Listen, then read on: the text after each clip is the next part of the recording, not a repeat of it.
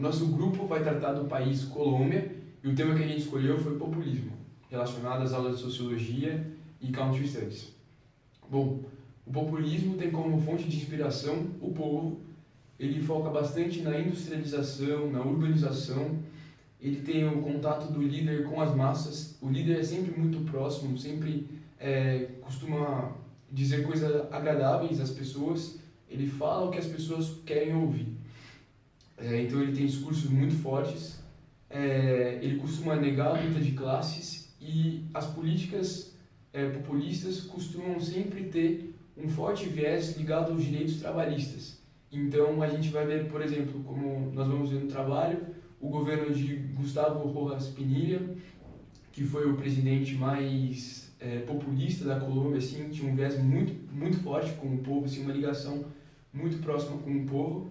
A gente vai ver também o Uribe, que também tinha um viés populista, mas que nem tanto quanto esse primeiro presidente, que veio antes.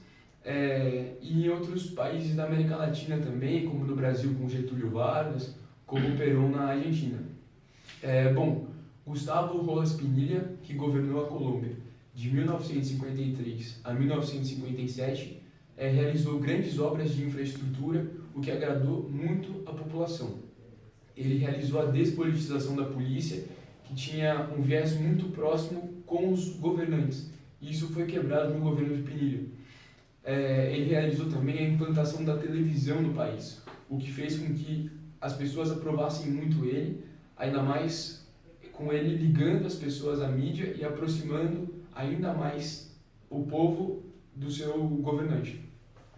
Ele fez também tréguas com as guerrilhas, porque historicamente as guerrilhas são muito fortes na Colômbia, e ele conseguiu apaziguar parcialmente essa situação, além dele ter a ideia, como grande parte dos líderes populistas, de ser o Messias, de ser o salvador da pátria, alguém que pode resolver teoricamente todos os problemas e que daria uma situação muitas vezes fácil. Muitas vezes os populistas falam coisas mais fáceis do que realmente são, sendo que na execução é totalmente complexo, mas eles costumam sempre focar bastante no discurso.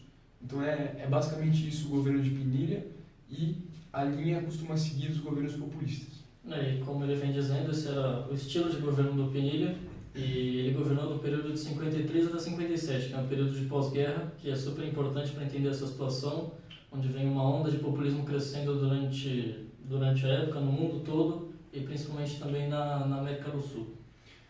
Os governos populistas da América Latina, tanto no Brasil quanto na Argentina, no Brasil, Getúlio Vargas, né, que era conhecido como o pai dos pobres, porque ele criou várias estatais, ele deu vários direitos trabalhistas para as classes mais baixas e para os trabalhadores. E outro governo populista na América Latina era o do Perón, na Argentina, que focou bastante na criação de redes ferroviárias, na instalação da comunicação e do transporte urbano. E é interessante ressaltar também que muitas vezes os discursos populistas acabam sendo perigosos, porque muitas vezes os presidenciáveis, os candidatos a concorrer à presidência da República, costumam falar coisas que são muito agradáveis à população, mas eles na verdade aplicam coisas diferentes. Então isso pode ser perigoso também pro país.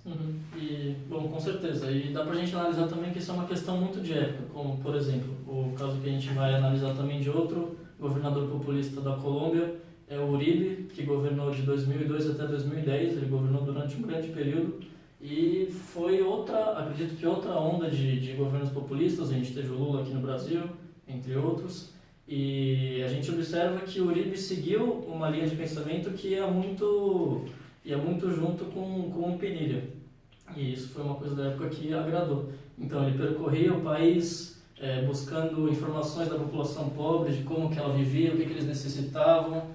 Ele era um presidente que focava muito numa questão direta, então os problemas de hoje para ele são os problemas principais. Então se uma região tá com algum problema, por exemplo, de ruas esburacadas, ele ia naquela região e tentava resolver para ajudar aquela população. E foi por isso que ele se tornou um presidente tão popular, que que agradou tanto e por isso que ele ficou tanto tempo. Então, ele com certeza era um nacionalista, ele tinha essa história do discurso, de um discurso que agradava a população, e isso foi algo que na Colômbia, na época, foi super interessante. E, além disso, como o Giovanni já disse, o Pinilla, na sua época, ele já tentava combater assim, as guerrilhas da forma da época, né? E o Uribe fez o mesmo, dessa vez com as Farc, que são uma questão fundamental da Colômbia. Então ele era totalmente contra isso, ele queria ter certeza de que ele estava estabelecendo que o governo colombiano era a prioridade e não questões diferentes como a própria Farc. Sim, e é importante também ressaltar que, independentemente da ideologia política, pode ser mais voltada à esquerda, mais voltada à direita, o populismo pode ocorrer em todos os espectros. Então, não é algo que se baseia principalmente na ideologia, mas sim na forma do candidato atuar e principalmente quem ele quer atingir, que costumam ser mais a massa, o povo e a população em geral. Por exemplo, o atual presidente eleito da Colômbia, que é o Ivan Duque, ele se caracteriza como um representante da direita, mas não é por isso que ele não pode ter algum pensamento populista dessa forma. Ele pode sim atuar desse jeito se for necessário. Então, com certeza não é algo relacionado só a uma ideologia de política. Sim, bom, é basicamente isso.